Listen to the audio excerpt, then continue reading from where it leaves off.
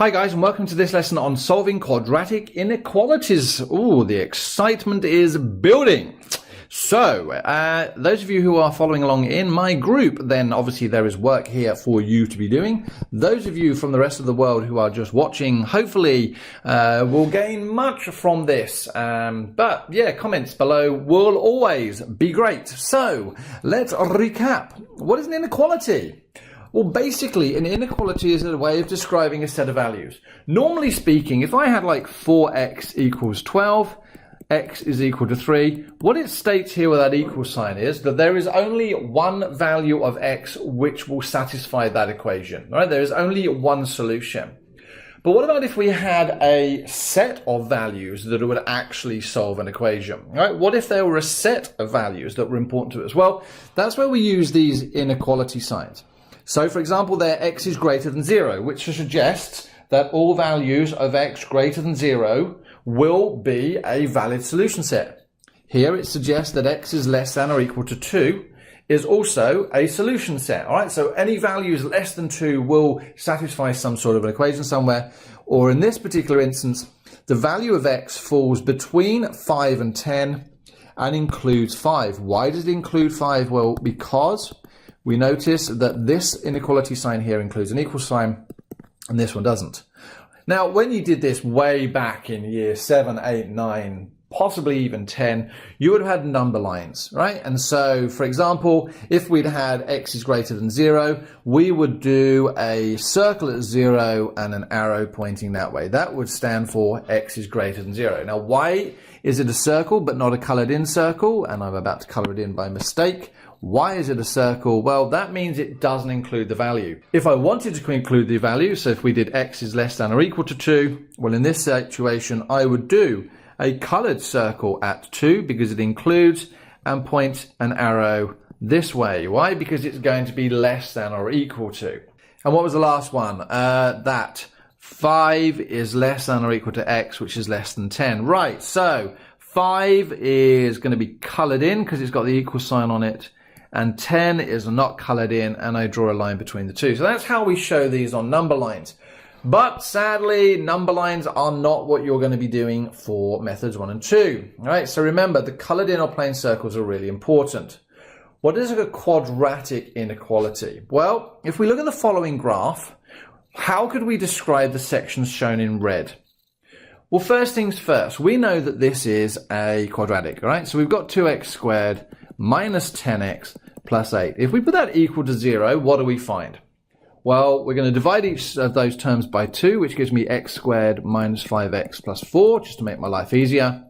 I've got my t method with 4, so I can make it minus 1 and minus 4, which gives me x squared minus x minus 4x plus 4 equals 0. Factorize pairs, x minus 1. Minus 4 gives me x minus 1 equals 0. And so x minus 4, x minus 1 equals 0. So there are the points on my graph where it crosses the y-axis. And there we go. We're lucky. Yeah, there's my 4 and there's my value of 1. But that is only true for the points that are equal to 0. What about if I looked for the points where 2x squared minus 10x plus 8 is less than or equal to 0?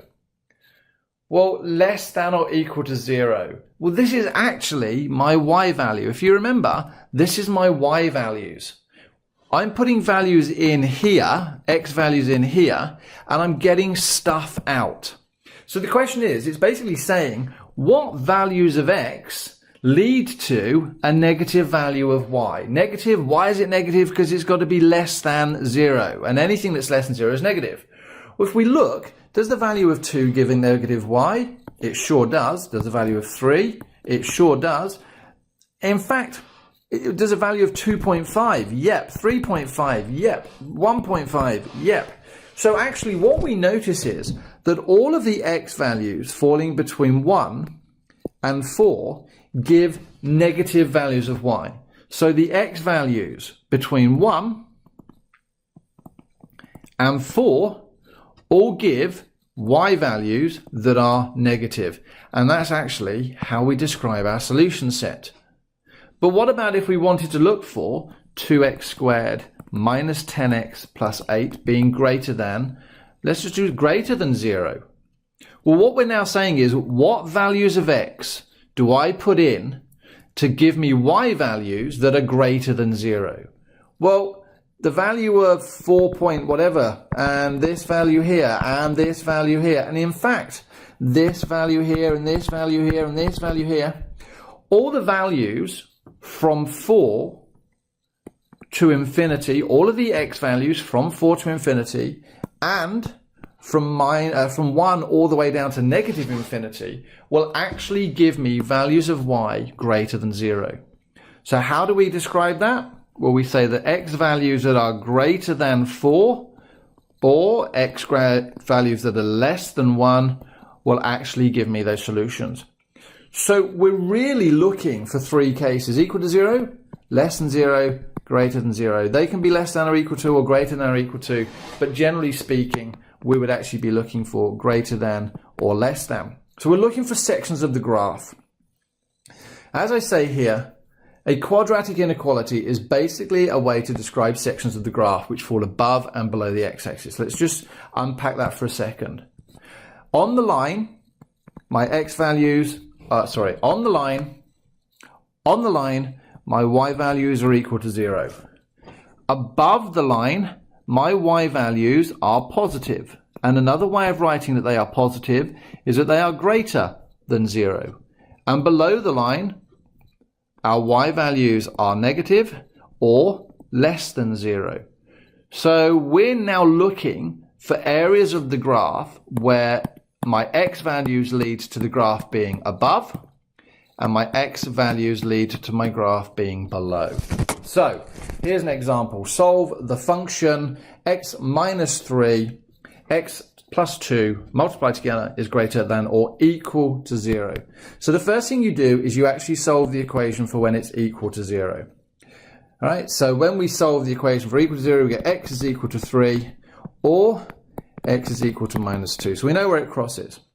We can find the the y-axis intercepts now.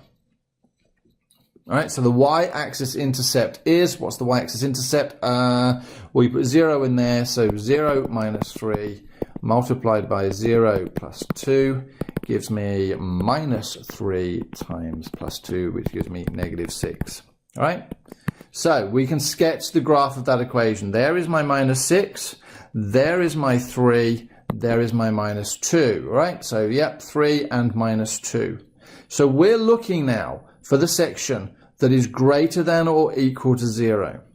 So we are looking for the section of the graph that is greater than or equal to 0. And that's saying the y values are greater than x equal to, right? So what's greater than x equal to 0? The positive value. So let's look at part of my graph that's positive. Here, there is part of my graph that's positive. And there is part of my graph that's positive. So anything above the x-axis are the values we're looking for. But we're looking at what x values lead to positive values of y. Well, in this situation, we would know that anything greater than this value here, so anything where x is greater than 3, and in fact greater than or equal to 3, because we're allowed to include, or in this situation, x is less than or equal to negative 2, those are my solutions, because all of those x values will give me y values above the line. All right, and that's pretty much what I've done here. Use the graph to determine the set of x values which satisfy the inequality. Yep, all right, so we've already done that. So it's the points above here and the points above here. How exciting. Basically, there are some shortcuts. When you're looking for the points which are greater than 0, you're looking for the points which lie above the x-axis, but not on the x-axis. So what I'm saying is, when you solve, if you remember, these points here are when y is equal to 0. But if you're looking for the values where y is greater than 0, you would be looking for these points above the line that do not include this point here, okay? Likewise, if you would be looking for y less than 0, you'd be looking for points below the axis. So in this situation, it would be x values that fall between there and there. and that's what I say on this second dot point. And when you're looking for points which are greater than or equal to 0, or in fact less than or equal to 0, you're looking for the points that lie above or below the x-axis and lie on the x-axis. All right, the more practice you do with this, the better. But the point of it is, and I can't emphasize this enough, is you are looking for the x values which cause positive or negative y values.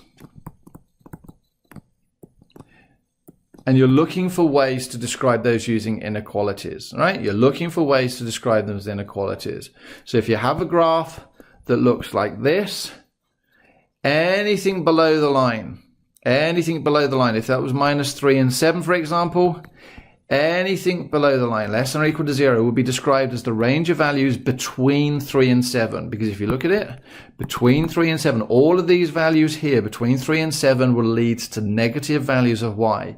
So that would be described as minus 3 is less than or equal, or falls between minus 3 and 7. If you're looking for values that are greater than or equal to 0, you're looking for all the x values that cause values above the line. Well, that's where they're separated, because we've got this part of the graph which goes that way and this part of the graph which continues that way. And so we would describe those as two solutions: x is greater than or equal to 7, or x is less than or equal to negative 3. Okay, I've said enough.